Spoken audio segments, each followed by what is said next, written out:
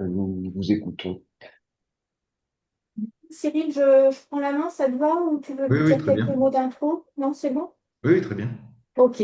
Donc en fait, on a sollicité la possibilité d'intervenir lors du webinaire, non pas pour commencer à réfléchir sur des discussions autour de l'IA générative, mais bien pour compléter le message, le mail que vous avez tous et toutes reçu, pour préciser la proposition que je fais, après en avoir aussi discuté avec Cyril, voilà, par des échanges mails et une visio qu'on avait eue ensemble. Et donc, pour expliquer en fait, ce que moi je propose d'amorcer comme atelier collectif, je vais partir d'une affirmation qui, en fait, envahit aujourd'hui l'espace médiatique, la communication de nos institutions, hein, qu'il s'agisse d'INRAE, du L, enfin, le CNRS, un peu partout, les discours politiques, les discussions de café, etc. Enfin voilà. Cette affirmation, c'est que l'IA générative, c'est un outil comme les précédents, avec différents exemples qui sont cités généralement par les personnes, le lave-linge, la voiture, la télévision, le smartphone, Internet, et qu'on ne pourra pas contenir, et qui donc il vaut mieux réfléchir au bon usage. Et donc, moi, c'est partant de cette phrase qu'on entend répéter un peu partout que, en fait, je voudrais faire une contre-proposition en commençant par décortiquer cette opinion qui, en fait, se trouve être fondée ou cadrée par une série de prémices, d'hypothèses implicites et que ces sortes d'a priori, en fait, en plus, sont plutôt contredits par toute une série de travaux scientifiques. Donc, je vais revenir les trois grandes hypothèses, enfin, ou les trois impensés qui sont derrière cette phrase et qui pourtant se trouvent contredits par différents travaux. Le premier problème la première erreur qui est faite dans la formulation de cette affirmation, c'est d'utiliser le terme d'outil qui tend à écraser les différences. C'est-à-dire que finalement, du ciseau au réacteur nucléaire, tous ces outils seraient de même nature. Et en fait, quand on qualifie de manière identique d'outils, je sais pas, un couteau à pain, un smartphone, un avion, le marteau, Internet, la bombe atomique ou la brosse à cheveux, on occulte le fait que ce qui les différencie, en fait, à bien des égards, c'est bien plus déterminant que ce qui les rassemble. En réalité, l'IA générative, c'est pas un outil, c'est un système technologique qui est enchâssé dans un contexte historique. Il a des normes d'usage, il a un certain nombre d'empreintes matérielles. Pour qu'il fonctionne, il y a des infrastructures qui sont associées, il y a des formes de mobilisation sociale, etc., etc. Et tout ça étant en plus pluriel. Donc en fait, les technologies qui reposent sur des vastes infrastructures matérielles en réseau, les techniques qui ont le pouvoir d'augmenter de façon considérable la portée et la puissance de l'agir humain, ou des machines qui assurent des tâches complexes en ne requérant qu'une supervision humaine, on voit bien que ça ne peut pas être pensé dans les mêmes termes que, par exemple, un marteau. Et donc, pour analyser ces différences, on peut considérer au moins deux types de critères. C'est d'une part regarder les conditions de possibilité respectives de ces différents outils. C'est quoi les conditions de possibilité? C'est pour que ça fonctionne, de quoi ça a besoin. Voilà, ça dit ce que ça dit. Et donc, c'est l'ensemble, c'est ce que je disais tout à l'heure, des matériaux, des infrastructures, des institutions, des pratiques sociales, tout ce qui est nécessaire à l'existence de ces technologies. Donc, pour l'IA générative, par exemple, pour que l'IA générative fonctionne, il faut, entre autres, des data centers, de l'électricité, de l'eau, des réseaux de télécommunications, des usines de production de composants électroniques, des mines, des milliards de dollars investis préalablement en salaire d'ingénieurs en intelligence artificielle, en infrastructures de calcul pour entraîner les modèles, en activités de R&D pour développer des calculateurs. Il faut aussi une exploitation humaine pour entraîner et modérer les modèles. Il faut également le pillage d'une immense quantité d'œuvres qui étaient pourtant protégées par des droits d'auteur. Il faut aussi que préalablement, au cours du processus historique, il y ait eu Internet et le numérique en général, sans lesquels, en fait, n'aurait pas aujourd'hui la possibilité d'une IA générative. Bref, autant de choses qui pèsent quand même un peu plus lourd qu'un marteau. La deuxième considération qu'il faut avoir pour se convaincre du fait que tout niveler sous le terme d'outils, ben, c'est pas juste en fait, c'est de regarder les effets respectifs de structuration sociale de ces différentes technologies. Euh, ce que j'appelle effet respectif de structuration sociale, c'est est-ce que finalement la société tout entière se transforme ou pas sous l'effet de cette technologie. Et ça permet aussi de faire la différence entre un marteau, pour en revenir à ce pauvre marteau, et une IA générative. Le deuxième problème qu'il y a dans l'affirmation à partir de laquelle j'ai commencé à réfléchir, c'est que la focale, elle est mise sur l'usage. Et focaliser les choses sur l'usage, c'est renvoyer la responsabilité vers l'utilisateur ou l'utilisatrice finale, sans tenir compte de plusieurs phénomènes qui pourtant sont déjà largement analysés à partir d'autres technologies déjà déployées. Alors, c'est intéressant parce que souvent, on nous oppose, justement, quand on est inquiet face au développement de l'IAG, on nous oppose l'exemple de la voiture en nous disant, mais en fait, c'est un outil comme la voiture. Et c'est rigolo parce que, justement, la voiture a été particulièrement étudiée et c'est particulièrement illustratif d'un phénomène qu'on appelle la dépendance au sentier ou dépendance au chemin emprunté et que ça devrait au contraire nous alerter. C'est-à-dire que le déploiement de la voiture individuelle, ça s'est accompagné du développement de plein d'infrastructures qui sont à la fois matérielles, hein, c'est les routes, les réseaux de transport de pétrole, etc. C'est aussi des infrastructures au niveau de la société, hein, des infrastructures socio-économiques, c'est-à-dire que c'est toute une industrie automobile, donc les emplois qui vont avec. C'est aussi l'industrie pétrolière. C'est aussi des modes d'habiter et de vivre le territoire. Par exemple, la voiture individuelle, ça a permis le développement des banlieues résidentielles, l'expansion urbaine, et en retour, comme on habite de plus en plus loin, il faut forcément prendre sa voiture pour venir au travail. Donc il y a un principe d'auto-renforcement, et finalement, les infrastructures viennent structurer les modes de vie autour de la technologie, et on a une espèce de boucle comme ça de rétroaction avec une forme de dépendance sociale qui va contribuer à accroître le développement des infrastructures. Donc la voiture, hein, c'est un très bon exemple, effectivement, comparatif. Eh ben, elle s'est rendue incontournable pour ce monde-là. Nos sociétés en sont devenues dépendantes.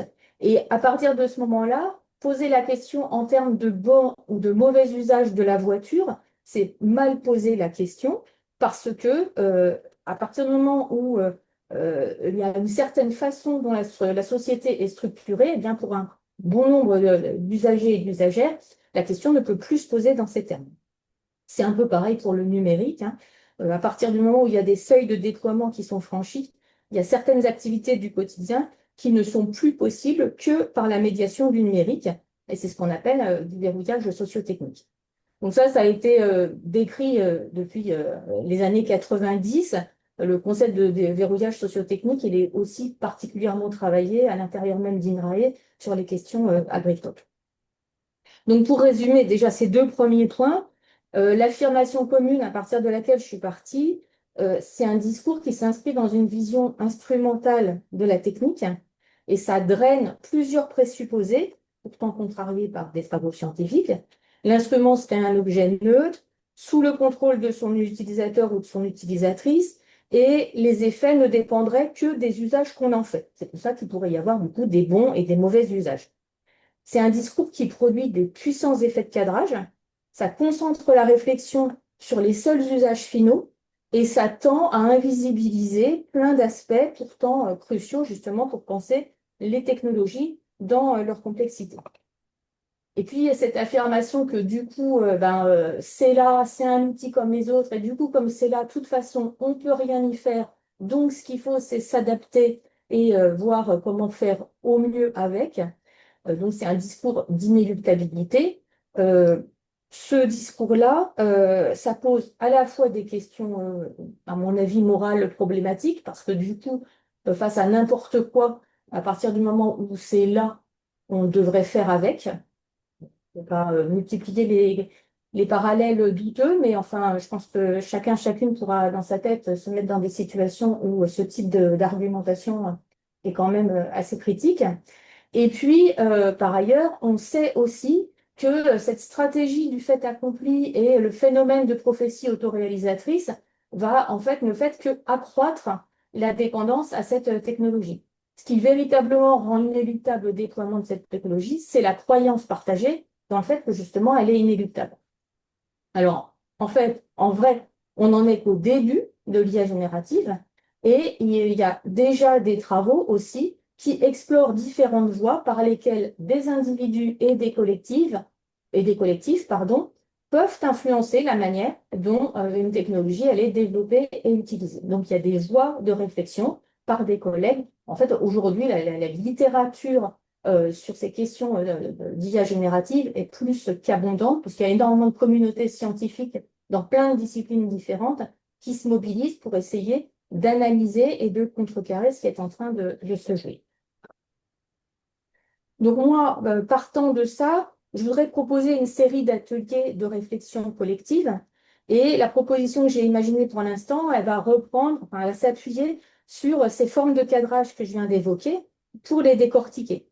Donc, ce que je propose, vous l'aurez bien compris, c'est clairement pas de réfléchir au bon usage pour toutes les raisons que j'ai évoquées précédemment, parce que je pense que c'est une réflexion qui est marquée d'erreurs de raisonnement profondes et que enfin, elle me semble stérile et scientifiquement pas fondée.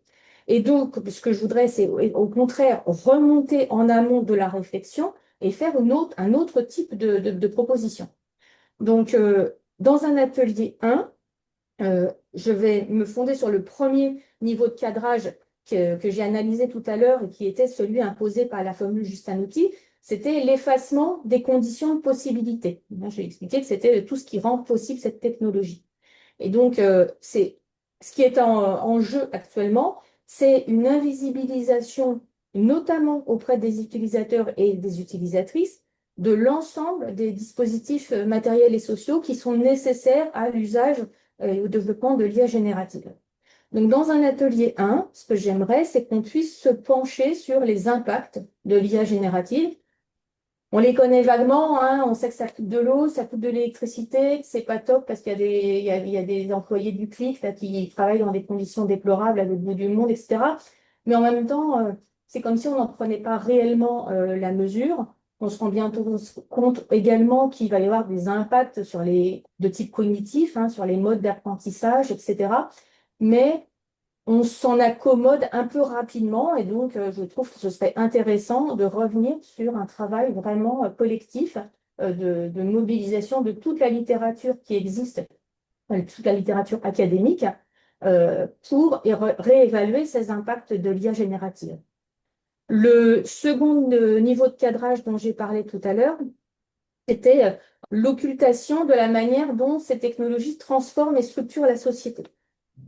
Et la vision instrumentale qui repose sur le postulat que les utilisateurs et les utilisatrices conserveraient en dernier ressort la maîtrise et le contrôle de ces technologies, ça ne tient pas vraiment compte des contraintes sociales qui s'exercent sur les individus et qui orientent leurs usages.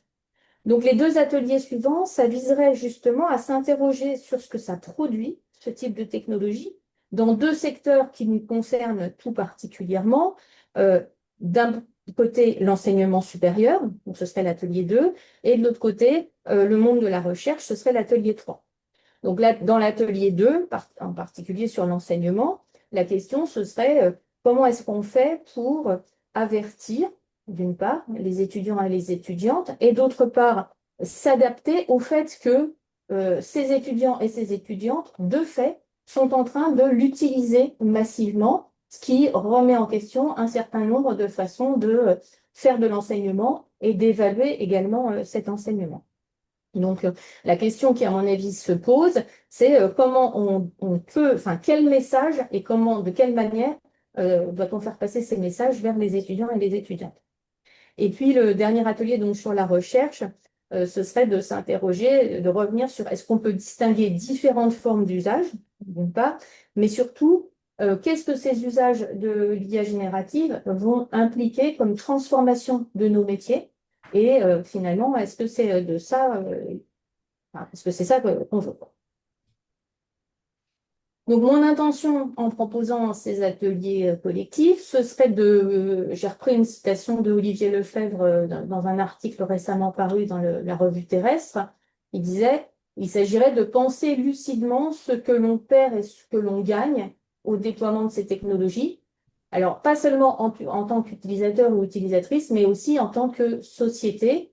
Voilà, ramener ça aussi à un niveau collectif et ne pas s'arrêter au niveau de l'utilisateur individuel qui va se dire, ben, c'est pratique. C'est aussi de regarder le coût sociétal et pour les autres de cette praticité apparente.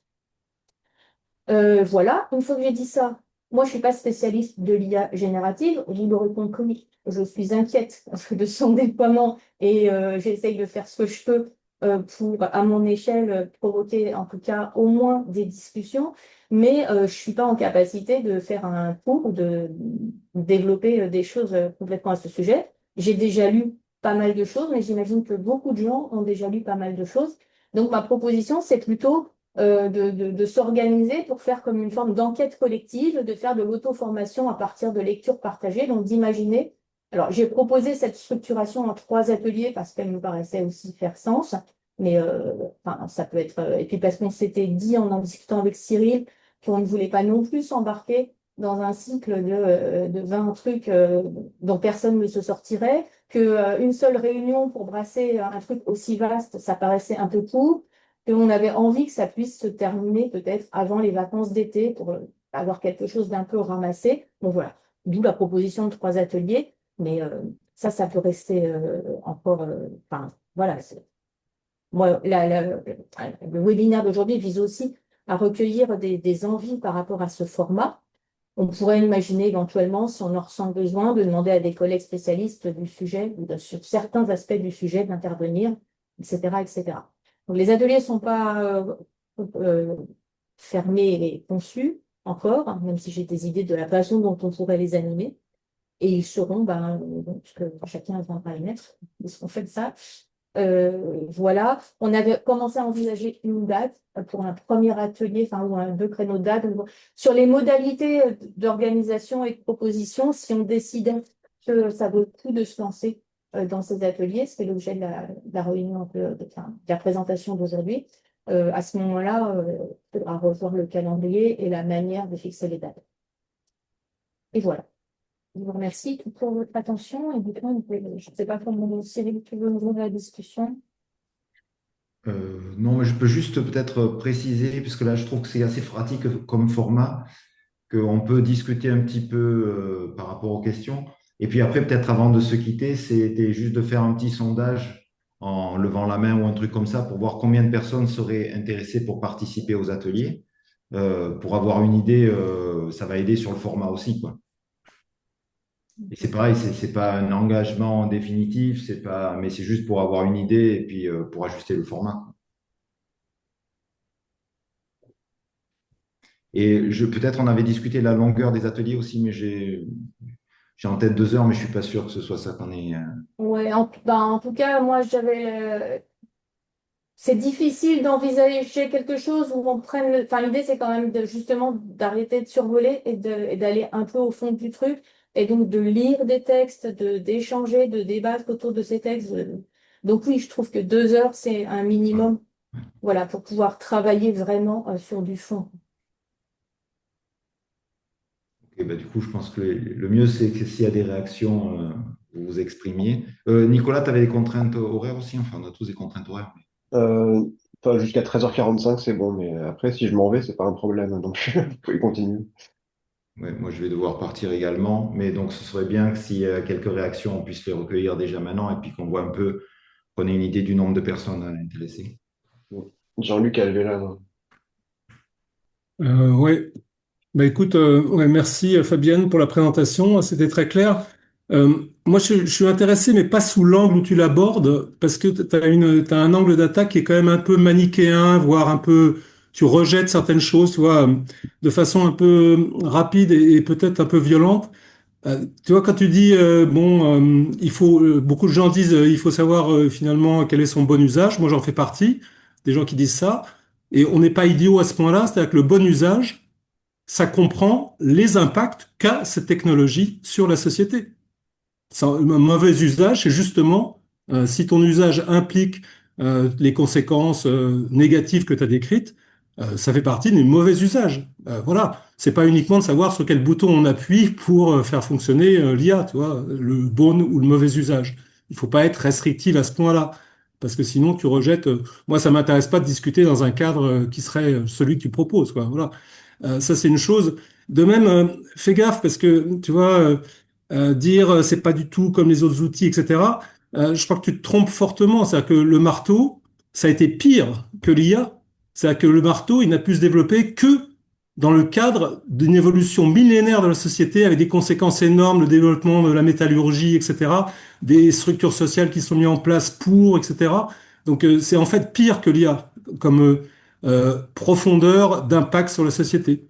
Donc il faut tout ça, tu peux pas le présenter de la façon dont tu l'as présenté. C'est vraiment pour moi un peu trop superficiel, on va dire. Voilà. Donc c'est deux critiques principales que j'adresserai à ton approche. Ceci, ça m'intéresse, mais troisième chose, hein, c'est une question que je voulais te poser. Finalement, quand tu vois les étudiants d'aujourd'hui, les jeunes d'aujourd'hui, est-ce que tu penses vraiment qu'on peut limiter justement ce déferlement?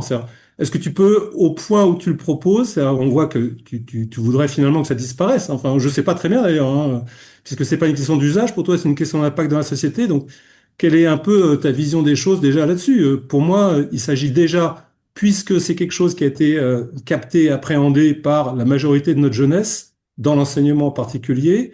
euh, Quelle est ta position par rapport à ça? Comment tu vois ce qu'on doit réfléchir au-delà justement de savoir comment on inculque aux jeunes la façon de l'utiliser, etc. Donc le bon usage. Bon, du coup, je suis désolé, j'interviens, mais j'ai peur que si Fabienne répond aux questions de Jean-Luc, on est parti pour le premier atelier au moins, et puis une bonne partie de l'après-midi.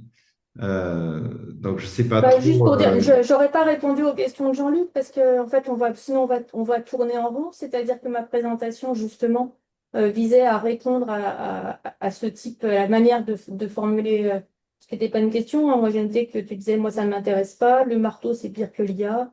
Et que ma présentation était trop superficielle. Il veut bien l'entendre. J'ai essayé de référencer les choses. Bon, voilà. Après, mais du coup, justement, j'ai pas du tout envie. Et si cette présentation, enfin, si ce que je propose n'intéresse pas, ce que je peux tout à fait entendre et comprendre, libre aux personnes de faire une autre proposition. Moi, je précise juste ce sur quoi j'ai de l'énergie et de l'envie à mettre une réflexion collective, mais avec, voilà, en explicitant ma posture et mon intention et la forme de cadrage que je propose. Si ça ne satisfait pas et que ça n'intéresse pas, je peux tout à fait l'entendre. Et il n'y a pas de souci pour que d'autres personnes montent des formations, ou des animations ou des réflexions autour du bon usage. Voilà. Oui, bon, juste on avait déjà discuté un peu de ça. Moi, ma position, c'est qu'en tout cas, Fabienne exprime clairement la sienne et laisse la parole complètement ouverte. Donc, voilà, on est libre de ce qu'on pense. Et puis, l'idée, c'est de pouvoir discuter voilà, ensemble et puis c'est converger si possible. Mais sinon, tant pis, mais enfin, au moins, en tout cas, discuter. Et je trouve que c'est courageux de donner sa position de départ. Et la présentation en 15 minutes, elle était très bien posée, très claire. Et donc voilà, je pense que Jean-Luc, il n'appuierait pas sur le terme superficiel. Voilà, je ne pensais pas là-dessus qu'il faut appuyer. Mais par contre, si on veut terminer à 30 à nouveau et avoir quelques retours, ouais, je sais pas, je pense que ça va être dur de ne pas aborder le fond, je suis d'accord, mais l'idée serait quand même de voir si la structuration pourrait vous convenir, si vous seriez d'accord. Et c'est pareil, en fait, on peut commencer aussi, et puis d'autres personnes peuvent proposer quelque chose de différent, comme tu l'as dit, ou euh, voilà. Et puis aussi, pareil, je pense que moi, je pense qu'on a aussi quand même probablement besoin de quelques guides et quelques outils. Donc, sur les deux derniers ateliers, c'était un peu aussi l'idée. Toi, tu es parti sur quelque chose de beaucoup plus réflexif peut-être. Mais bon, de toute façon, voilà, les questions se posent avec les étudiants, enfin, avec la recherche. Donc, pareil, on pourra aussi parler de ça sûrement. Euh, voilà. Je passe la parole, mais essayez quand même, pour le fond, essayez de garder le fond pour les ateliers, quitte à proposer d'autres ateliers, et de voir comment on s'organise maintenant pour que s'il y a des personnes intéressées, ce cycle d'atelier puisse exister. Erwin? Moi, j'ai une petite question aussi de repositionnement de l'IA dans le paysage par rapport à toutes les innovations techniques qu'il y a déjà eu avant. C'est ce que j'aimerais bien comprendre, c'est dans quelle mesure l'apparition de l'IA générative est vraiment une, un danger, hein, puisque tu le présentes comme ça, ce sur quoi je peux être complètement d'accord, mais est tellement plus un danger que toutes les initiatives, que toutes les innovations qui ont eu lieu dans le numérique ces derniers temps. Est-ce que c'est pas simplement la conséquence du développement du numérique, de l'importance qu'a déjà pris le numérique dans nos vies et de l'impact que le numérique a déjà eu sur l'organisation sociale, sur les rapports de pouvoir, sur l'ensemble des choses. Donc, qu'est-ce qui est vraiment nouveau dans l'IA générative par rapport à tout ce qui s'est développé sur les 20 dernières années du fait du numérique et d'Internet, quoi. Et puis, je voudrais souligner effectivement qu'on passe d'une vision qu'on a peut-être eue, nous, dans notre génération, qui était l'Internet libérateur, hein, dans le sens de permettant la diffusion rapide des connaissances via des systèmes qui étaient moins hiérarchisés, peut-être moins contrôlés que les systèmes avant d'édition ou de machin. Moi, je réagis en tant qu'éditeur scientifique, hein, parce que pour nous, c'est aussi une question importante. Et dans quelle mesure on est passé d'une vision assez optimiste et parfois un peu utopiste du numérique à une vision où cette fois-ci on perçoit une menace très grave. Alors dans quelle mesure la menace est pire maintenant qu'elle ne l'était en l'an 2000? Et puis le dernier point, je rejoins Jean-Luc sur l'idée, il ne faut pas rejeter d'emblée l'idée qu'on puisse faire avec et valoriser, mais c'est une discussion intéressante pour les ateliers. Et puis moi, je participerai volontiers aux ateliers avec un regard de vieux et un regard d'éditeur qui est face à des manuscrits dont il sait très bien qu'une partie a été générée par l'intelligence artificielle.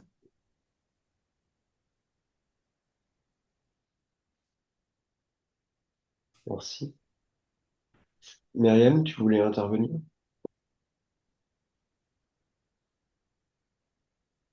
Oui, pas mon micro. Non, moi je voulais revenir sur l'organisation, parce que du coup j'ai l'impression que tu as serré ça en 3 ateliers pour essayer de faire au minimum, hein, c'est ça? Ouais. Et je me demandais si on n'avait quand même pas besoin d'un truc un peu préliminaire pour se mettre d'accord. Moi je suis pas sûr d'être clair, par exemple, qu'est-ce que c'est l'IA générative et l'IA pas générative, quoi.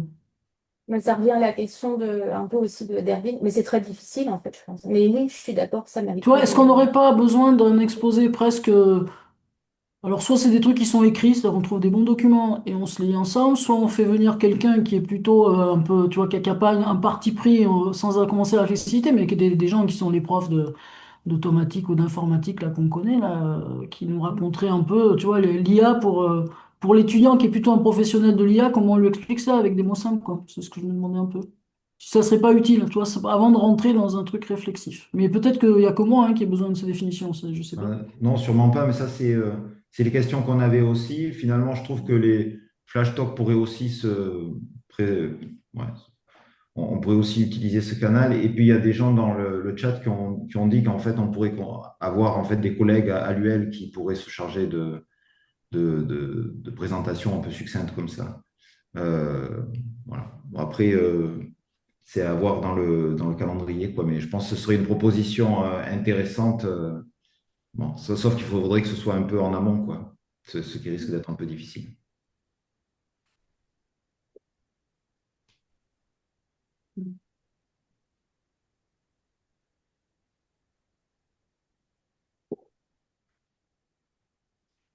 Je sais Ok. pas si Cyril, tu voulais tester le Ouais, je veux bien juste temps des gens. pour juste un petit vote, enfin, c'est pas vraiment un vote, mais juste un sondage pour dire qui serait intéressé pour participer aux ateliers. Ah oui, Fabien, t'as pas précisé, enfin, tu l'as pas dit, mais j'imagine qu'il y a aussi les bonnes volontés pour l'organisation sont aussi les bienvenues, j'imagine. Donc voilà, n'hésitez pas, c'est quelque chose qu'on a à construire ensemble, quoi. Donc moi, je dirais juste avant de se quitter, peut-être de lever la main ceux qui seraient intéressés pour participer, pour qu'on ait une idée un petit peu du dimensionnement, quoi. Comment est-ce qu'on fait pour lever la main? Non, réagir, Réagir et puis réagir. lever la main. Ah oui, le cœur, là, réagir. Puis, Oh là là, c'est j'ai jamais incroyable. levé la main. T'as jamais levé la main.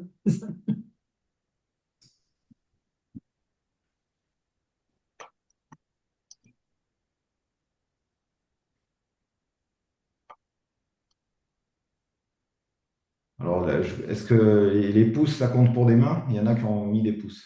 Ouais, c'est vrai. Et du coup, tu notes les personnes ou, J'attends encore un petit moment. Ah, d'accord, pardon. Ok. Noter, c'est un peu plus compliqué. Il faudrait